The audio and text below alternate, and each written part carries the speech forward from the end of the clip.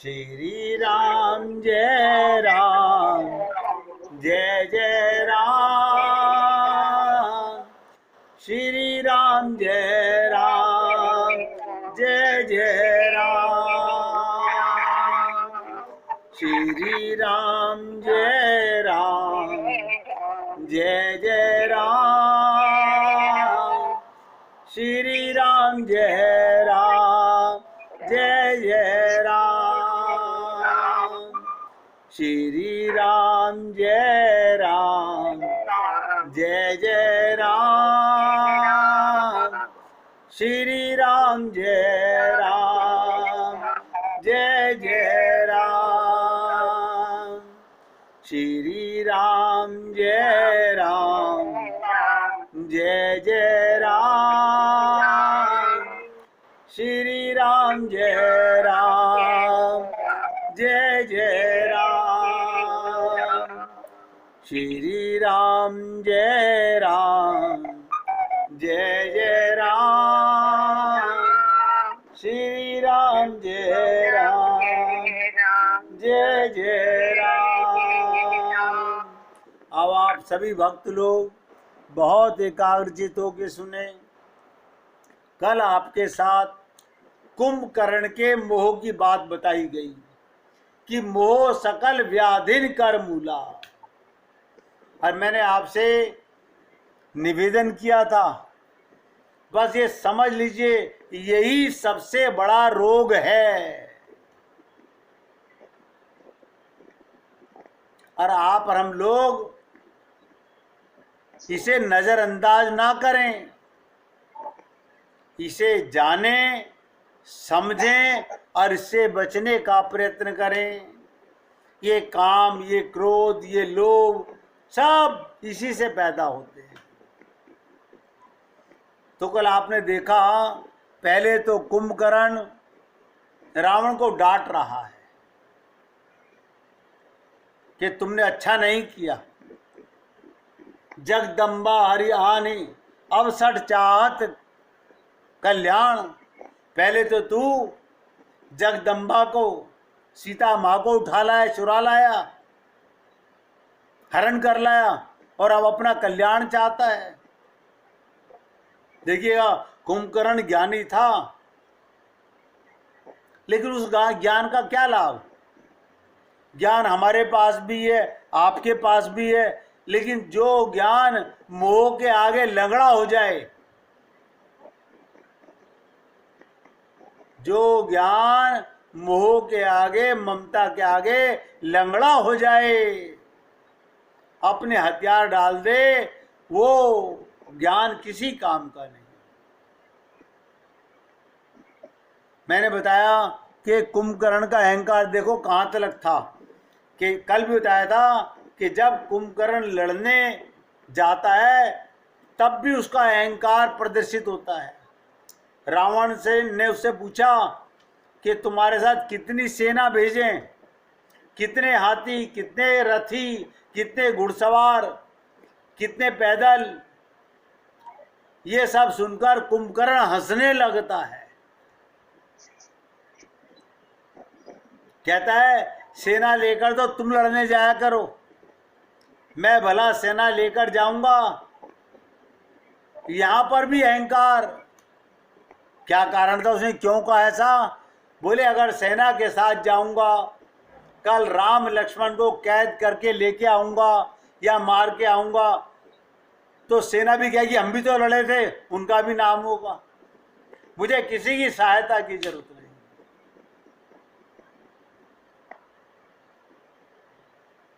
आध्यात्मिक दृष्टि से इसका तात्पर्य ध्यान से सुनिएगा। मोह अहंकार से पूछता है कि तुम विजय पाने के लिए कितने दुर्गुण विचारों को लेकर जाओगे। मोह अहंकार से पूछता है कि तुम कितने दुर्गुण विचारों को लेकर जाओगे। इस पर अहंकार कहता है बाकी अन्य दुर्गुण दुर्विचार जब बहुत संख्या में आते हैं तो कहीं वे व्यक्ति को परास्त कर पाते हैं, पर मैं तो अकेले ही सबको हराकर कहता है मैं सबको अकेले हरा दूंगा। सचमुच व्यक्ति को हराने के लिए अकेले अहंकार ही काफी है। देखिएगा, एक अहंकार ही जीवन में व्यक्ति को हरा देता है। आप और हम लोग कभी नहीं समझ पाते हमारे अंदर अहंकार कहाँ है, नहीं नजर आता है सबके अंदर। ये मैं क्या है, ये मैं, ये अहम, ये मेरा, ये सब अहंकार है। तू, तेरा, ये समर्पण है। ध्यान से सुनिएगा, जब बंदर कुंभकर्ण को अकेला आते देखते हैं युद्ध के मैदान में, जब बंदरों की सेना ने कुंभकर्ण को अकेले आते देखा तब बड़े प्रसन्न होते हैं। सोचते हैं अभी तक, ध्यान से सुनिएगा, सारे बंदर का अभी तक जितने सेनापति आए बड़ी बड़ी सेना लेकर के आए और ये तो अकेला आ रहा है, इसे तो अभी मार डालेंगे। बंदरों की सेना ने सोचा इसे अभी मार डालेंगे। उन्होंने भगवान राम से पूछने की आवश्यकता भी नहीं समझी। वे लोग बड़े बड़े वृक्ष, पर्वतों को उठा के, छोटे छोटे पर्वतों के टुकड़ों को उठाकर कुंभकर्ण पर फेंकने लगे। बड़े बड़े पेड़, पहाड़ के पत्थर कुंभकर्ण को फूल की तरह लग रहे थे। वो पहाड़ विशाल काय, जिसका पृथ्वी में पैर है, आकाश में सर है, अहंकारी है ना। तो कहते हैं जितने भी बंदरों का प्रहार उसके ऊपर आया, अहंकार की खुजली, जैसे कोई व्यक्ति खुजा देता है, ऐसे कुंभकर्ण को महसूस हुआ। कुंभकर्ण सारे बंदरों को कैसे मारता है, हाथ घुमा के चाटा मारता है, एक साथ 1,000 बंदर गिर जाते हैं। आप सोच के देखिएगा, अहंकार सारे सद्गुणों को हरा देता है। तब सुग्रीव सामने आते हैं। जब बाकी बंदर हार चुके तो सुग्रीव सामने आते हैं। मानो अहंकार के सामने ज्ञान आकर खड़ा हो गया और कुंभकर्ण सुग्रीव को भी मूर्छित कर देते हैं। बाली ने सुग्रीव को मुक्का मारकर केवल व्याकुल ही किया था, कुंभकर्ण उन्हें मूर्छित कर देते हैं। दोनों अहंकारी हैं, बाली भी और कुंभकर्ण भी। ऐसा भयंकर अहंकार वह कुंभकर्ण, जब सुग्रीव की मूर्छा दूर होती है तब वे भागते हैं। मैंने पूर्व में भी आपसे कहा था, सुग्रीव भगोड़े हैं, पलायनवादी हैं, कुंभकर्ण के सामने टिक नहीं पाते, भागने लगते हैं। पर उनका पलायन बहुत सच्चा था। अब वो भगवान की तरफ भागते हैं। जिस समय कुंभकर्ण सुग्रीव को मूर्छित कर बगल में दबाए जा रहा था, तब कुछ समय बाद उसकी मूर्छा टूटी। मूर्छा का टूटना बड़ी सफलता की बात है, पर सबसे बड़ी सफलता तो यह है कि मूर्छित ही नहीं होना, घायल ही नहीं होना। एक बार अहंकार के आघात से मूर्छित हो जाने पर चैतन्य हो जाने वाले व्यक्ति यदि अपना अभिमान दिखाई देने लगता है, आप और हम लोग जिस दिन अहंकार से जागेंगे, ये मूर्छा है हमारी, ये मिट जानी चाहिए। अब ध्यान से सुनिएगा, सुग्रीव की मूर्छा जो ही दूर हुई, उन्होंने देखा कुंभकर्ण की बगल में दबे हुए हैं। कुंभकर्ण ने मूर्छित करके सुग्रीव को अपनी बगल में दबा लिया।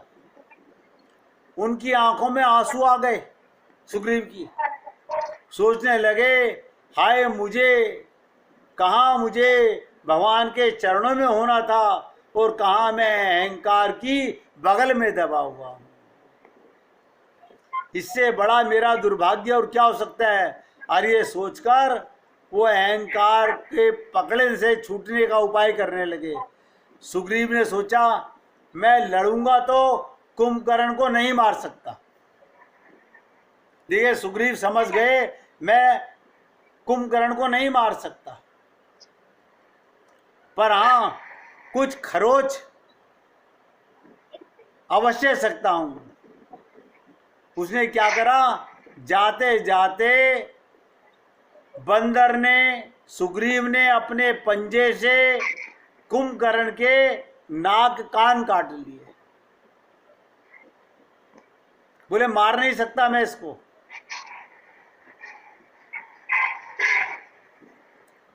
तो कहते हैं कुंभकर्ण ने जब देखा सुग्रीव दबकर मर गया, तब उसने तो बड़ा प्रसन्न हुआ। उसे उठा के जब नीचे फेंका, उसे समझा मर गया, ये मेरी जीत हो गई। पर बाद में सोचने लगा इसे ढोकर ले चलने से क्या फायदा, मरी गया, मरे हुए को फेंक दिया। और उसने निश्चय किया इसे लेकर नहीं जाएंगे, नहीं तो लंका वाले सोचेंगे मुर्दा लेकर के आ रहा है। अगर वापसी जाना है तो लक्ष्मण को या राम को पकड़ के लेके जाऊंगा। मुझ जैसे पराक्रमी वीर के लिए मुर्दा ढोना बेकार है। उसने सुग्रीव को नीचे फेंक देने से सुग्रीव नीचे गिरे और गिरते ही उछल गए। देखिएगा ये सुग्रीव की चालाकी थी, जैसे नीचे गिरे वो उछल के खड़े हो गए और गिरते ही उछले। कुंभकर्ण चौंक गया, ये क्या हुआ, ये तो चैतन्य है। तब कुंभकर्ण कुछ समझ पाए, सुग्रीव उछलकर उनके नाक कान काट के भाग गया और भगवान के पीछे जाके छुप गया। सदा का भगोड़ा है, वो जाके भगवान राम के पीछे छुप गया। फिर भगवान के पास आते ही और आकर प्रभु की जय जयकार करने लगा। कुंभकर्ण अपनी नाक और कान के काटे जाने से बहुत गुस्से में आ गए। अहंकार के ये दो केंद्र होते हैं, ध्यान से सुनिएगा, एक नाक और दूसरा कान। शूर्पणखा की क्या काटी थी, नाक काटी थी। अहंकार हरदम ध्यान रखता है कि नाक ना कटने पावे और वो कान से निरंतर अपनी बड़ाई सुनना चाहता है। नाक कटनी ना पावे और कान से मेरी बड़ाई हो संसार में। कुंभकर्ण को लगा कि लंका में जब लोग मेरी नाक कटी देखेंगे, कान कटा देखेंगे तो मुझ पर हंसेंगे। ध्यान से सुनो, नाक कान कटने के बाद कुंभकर्ण गुस्से में सुग्रीव को पकड़ने दौड़ता है। जब व्यक्ति अहंकारी होता है और वो अपने मुख से अपनी बुराई सुनता है, देखिएगा अपनी बुराई सुनता है तो छटपटा जाता है। पर सुग्रीव तो भगवान राम के पीछे जाके छिप जाते हैं। तब क्या होता है, भगवान राम ने सेना को अपने पीछे कर लिया, पूरी सेना को पीछे कर दिया भगवान राम ने, और कुंभकर्ण को अकेले आगे बढ़े। रामचरितमानस में वर्णन आता है कुंभकर्ण को मारने के लिए भगवान को कई बाण चलाने पड़े। बाली के वध में एक ही बाण काफी था। और ध्यान सुनिएगा, परशुराम जी पर शासन करने के लिए भगवान राम को एक ही बाण चलाना पड़ा था। परशुराम जी सात्विक अहंकार में थे। सात्विक अभिमान सत्संग से विनष्ट हो जाता है। लोगों में सात्विक अहंकार भी होता है। भगवान राम और परशुराम, ध्यान सुनिएगा, लगे हाथ, इसको भी समझ लीजिएगा। भगवान राम और परशुराम से जो वार्तालाप हुई उस सत्संग के प्रभाव से, भगवान राम ने परशुराम जी को जो उत्तर दिए, वो सत्संग जो था उसके प्रभाव से परशुराम जी का अभिमान नष्ट हो जाता है। बाली राजसी अहंकार का प्रतीक था, उसको नष्ट करने के लिए प्रभु को एक बाण चलाना पड़ा। प्रभु के बाण की चोट खाकर वो राजसी अभिमान टूट गया और प्रभु के चरणों में निवेदन करने लगा, कुंभकर्ण तमोगुण का अहंकारी है, वो एक बाण से नहीं मरता, वो जल्दी नहीं मिटेगा, उसे टुकड़े टुकड़े में काट कर नष्ट करना था। इसलिए भगवान जब बहुत बाणों की वर्षा करते हैं, अब ध्यान से सुनिएगा, आप लोगों ने बहुत बार सुना होगा कि भगवान ने कुंभकर्ण का मुख बाणों से भर दिया, उसकी दोनों बाजुएं काट दी। दोनों बाजुएं कटने के बाद भी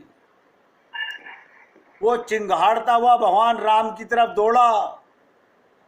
भगवान ने कहा, देखो अहंकारी व्यक्ति का बाजू कट गई, लेकिन अहंकार चिंगाड़ना बंद नहीं हुआ। तब भगवान ने उसका मुख बाणों से भर दिया।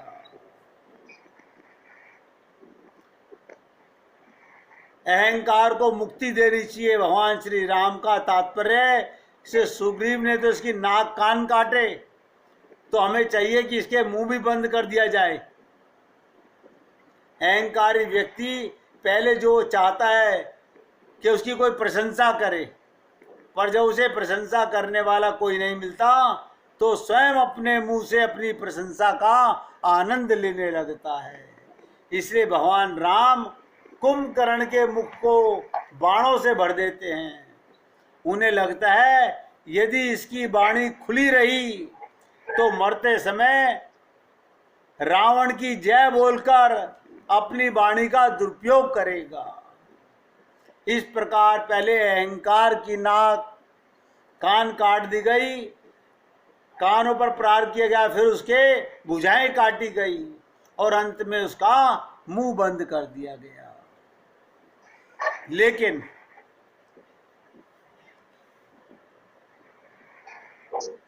जिसमें उसने न तो आत्म प्रशंसा सुनने की इच्छा रहे, ना उन्हें मुंह मियाँ मिट्ठू बनने की आदत रहे, जब परशुराम जी का अहंकार दूर हुआ था, ध्यान से सुनिएगा, तब उन्होंने अपना धनुष भगवान राम को सौंप दिया था।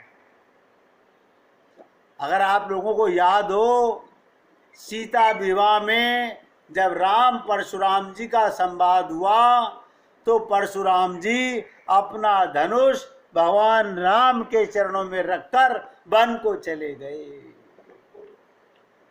बाली का अहंकार दूर हुआ, उसने अपने प्राण अर्पित कर दिए। पर जब कुंभकर्ण का नाश हुआ, जब भगवान श्री राम ने सबसे लास्ट में कुंभकर्ण का सर काटा,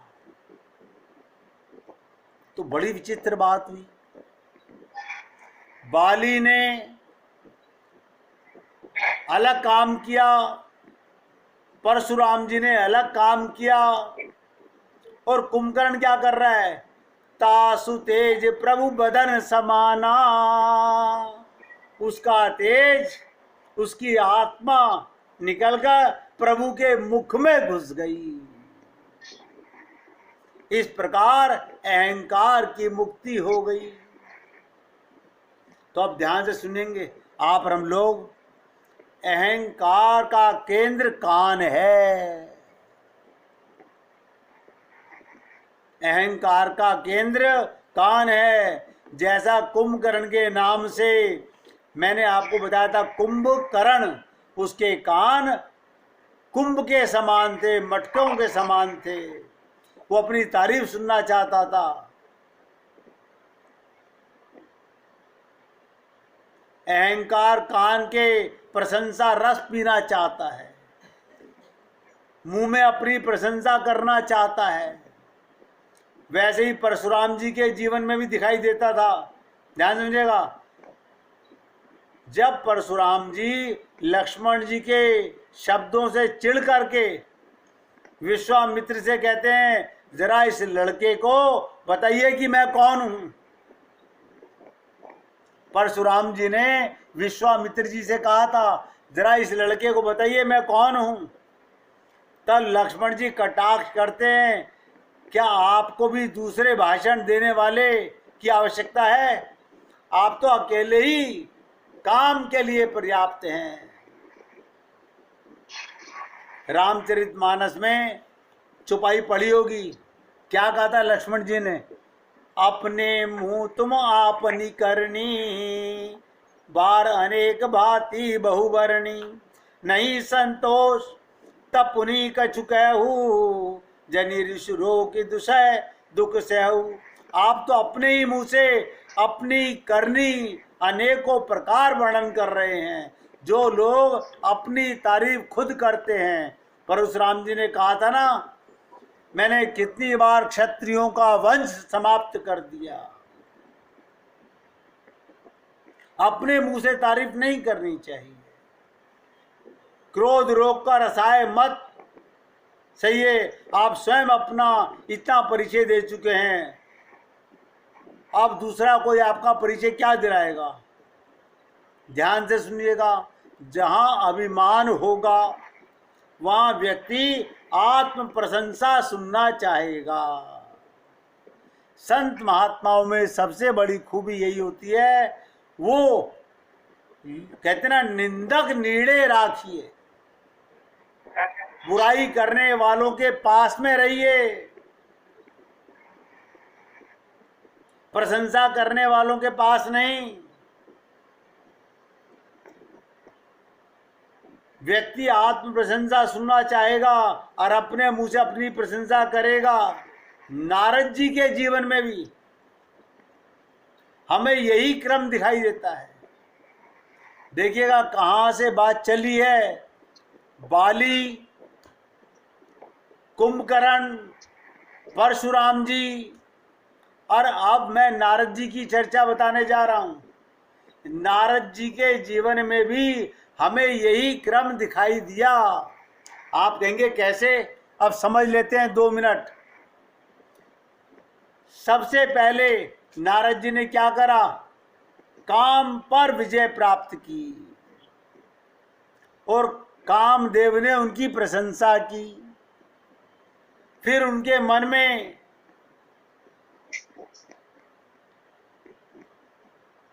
प्रशंसा सुनने की वृत्ति जाग गई।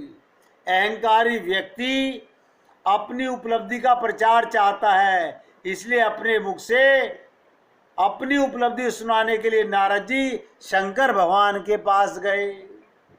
पहले कान से कामदेव से प्रशंसा सुनी, फिर रहा नहीं गया, शंकर भगवान के पास गए। शंकर जी ने नारद जी को देखा, बड़े प्रसन्न हुए। ध्यान से सुनिएगा, शंकर भगवान ने जब नारद जी को देखा तो शंकर जी बहुत प्रसन्न हुए। क्यों प्रसन्न हुए?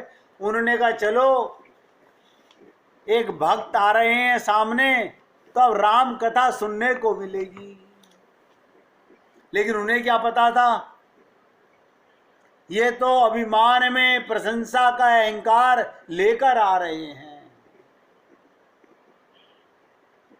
भगवान की कथा सुनने को मिलेगी अथवा कहने का अवसर प्राप्त होगा, या तो ये सुनाएंगे या मैं इनको सुनाऊंगा। नारद जी ने क्या कहा? महाराज, अब की बार तो मैं आपको कथा सुनाऊंगा। और वो कहने लगे कथा, पर किसकी कथा कही? अपनी तारीफ करने लगे। ये प्रशंसा का जहर, आप और हम लोग बहुत ध्यान से सुने। ये प्रशंसा का जो जहर है, ये कान में जाने के बाद ऐसा कोई संसार में नहीं जो अहंकार में ना आ जाए। नारद जी ने, देखिएगा, मार चरित शंकर ही सुनाइए। पहले तो रामचरित सुनाया करते थे, अब की बार मार चरित सुनाया। राम और राम मार में क्या अंतर है? अक्षर तो वही, उल्टा पलटा राम कथा को अब मार कथा क्यों? उसी प्रशंसा की भूख। वो कहने लगे मैंने अब काम पर विजय प्राप्त कर ली है। लेकिन भगवान शंकर नारद जी की प्रशंसा करने के बदले उन्हें सावधान करते हैं। ये बहुत इंपॉर्टेंट बात है। शंकर भगवान जी ने नारद जी को सावधान किया। सोचते हैं काम की प्रशंसा सुनकर इन्हें अजीर्ण का रोग हो गया है। अब यदि मैं प्रशंसा कर दूं तब तो इनको अजीर्ण बहुत बढ़ जाएगा। फिर नारद जी शंकर की बात पर ध्यान नहीं देते और जैसा कि हमने आरंभ में कहा था, भगवान विष्णु के पास चले जाते हैं। अब आप लोग यहां पर एकाग्रचित होकर सुनेंगे, क्योंकि बाली का अहंकार, कुंभकर्ण का अहंकार, और मैंने आपसे कहा परशुराम जी के मन में भी अभिमान आया। इसके बाद सबसे बड़े संत नारद जी को प्रशंसा सुन के अहंकार हो जाता है। शंकर भगवान के पास जाते हैं और काम पर विजय प्राप्त करने की तारीफ करते हैं, लेकिन शंकर भगवान सावधान करते हैं कि ये तुमने मुझे तो सुना दी, महाविष्णु को मत सुनाना। लेकिन नहीं मानते। नारद जी विष्णु भगवान के पास जाते हैं और नारद जी के अहंकार को देख लिया महाविष्णु ने। वे भक्त प्रतिपालक हैं। नोट करो एक एक शब्द को। महाविष्णु कौन है? भक्त प्रतिपालक। भक्त के गर्व को दूर करना, उनकी रक्षा करते हैं। वो निश्चय करते हैं नारद जी को अनुभव करा दूंगा, आखिर उन्हें किस बात पर इतना गर्व है। नारद जी यही मानते थे कि उन्होंने काम को, सुंदरी के आकर्षण को जीत लिया है।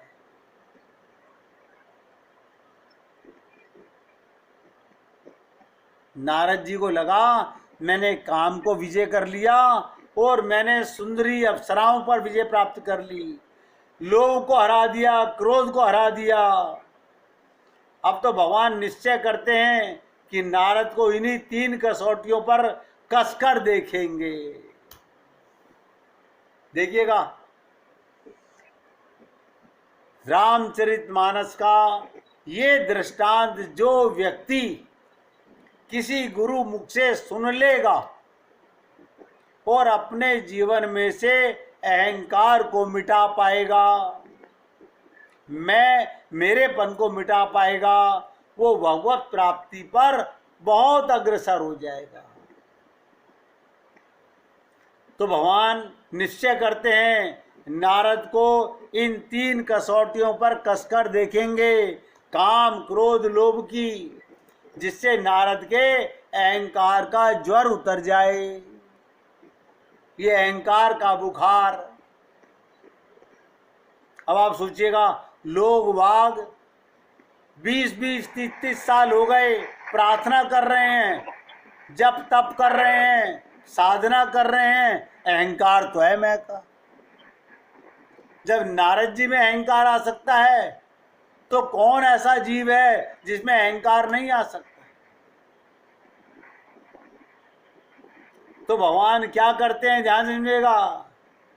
भगवान कहते हैं अब मुझे नारद जी का बुखार उतारना है, इन्हें अहंकार का बुखार हो गया है। वो नारद जी जब वापस जाने लगते हैं, आज सुन लीजिएगा थोड़ा सा, कल इसके ऊपर पूरी चर्चा करूंगा कि नारद जी के सामने भगवान कौन सी लीला करते हैं, नारद जी कैसे काम क्रोध लोभ के चक्कर में फिर फंस जाते हैं, जिस पर उनको अहंकार था मैं विजयी हो गया। भगवान जब नारद जी उनके पास अपना अहंकार, अपना अभिमान, अपनी प्रशंसा करके जाते हैं कि देखो प्रभु, मैंने काम पर विजय प्राप्त कर ली, और साथ में ये भी कहा शंकर भगवान ने तो काम को भस्म कर दिया और मैंने क्षमा कर दिया, यानी मैं शंकर से भी बड़ा भक्त हूं। इतनी बात कहकर नारद जी तो जाने लगे और महाविष्णु के मन में आया कि मैं इस नारद को तीनों कसौटी पर कस के देखूंगा, ये काम क्रोध लोभ के चक्कर में आते हैं कि नहीं आते हैं। क्यों? क्योंकि इनको अपने ऊपर अहंकार हो गया है कि मैंने काम पर विजय प्राप्त कर ली।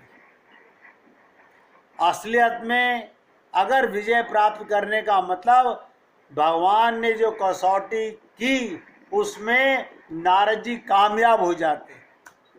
नारद जी के साथ कौन सी कसौटी की, कैसे किया, क्या भगवान ने लीला की, कल आपके साथ इसका बहुत सुंदर चित्रण खींचने का प्रयत्न करूंगा। ध्यान देगा, ये आपके और हमारे जीवन की कथा है। आपके हमारे जीवन में भी यही काम, यही क्रोध, यही लोभ आता है। भगवान हमें कस के देखते हैं। आप और हम लोग कहीं इन्हीं कामनी कंचन के गुलाम तो नहीं हो गए। ये हम सबकी कसौटी है। नारद जी को तो माध्यम बनाया गया है, जैसे मैंने कहा था अर्जुन को गीता में माध्यम बनाया गया है, भागवत में परीक्षित को माध्यम बनाया गया है। इसी प्रकार रामचरितमानस में नारद जी को काम क्रोध लोभ की कसौटी पर महाविष्णु कैसे कसेंगे, इसकी चर्चा हम कल करेंगे। आज सत्संग को यहाँ विराम देते हैं।